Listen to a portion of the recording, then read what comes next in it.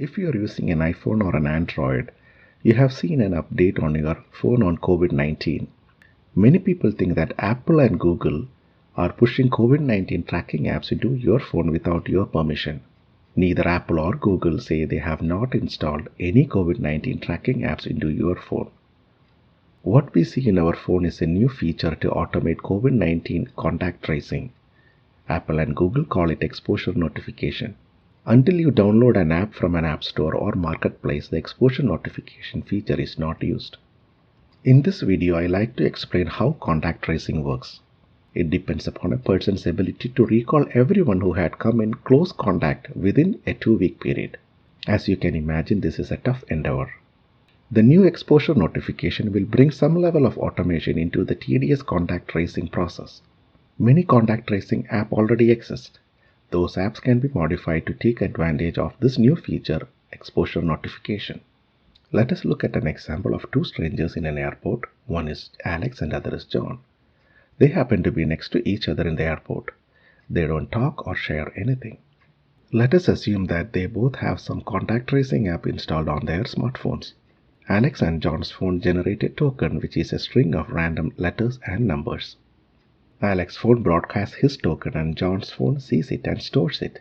In the same way, John's phone also broadcasts his token and Alex's phone stores it. These tokens do not leave their phone. It gets deleted after 14 days. After a couple of days, John feels sick. So he goes to the doctor. The doctor sends him for COVID-19 test and he tests positive on COVID-19. John now have the option to let others know about possible COVID-19 exposure. If John gives permission, the app sends his token to the contact tracing server.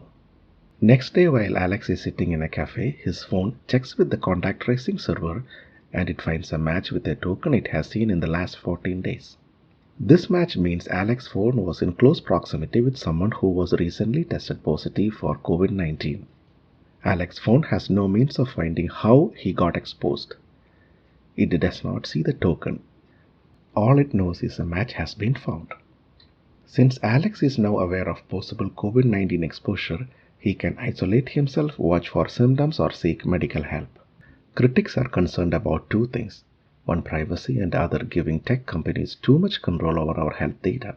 Apple and Google says they have encrypted the metadata and it does not contain any identifying information. According to experts, 50 to 60% of people should use this app to be effective. The use of this app is voluntary. More people use, the more effective it will be. But we have to wait and see how this plays out. But one thing for sure, the success of this app is completely built on consumers' trust that their privacy is protected. Thank you for watching. Hope this was informative.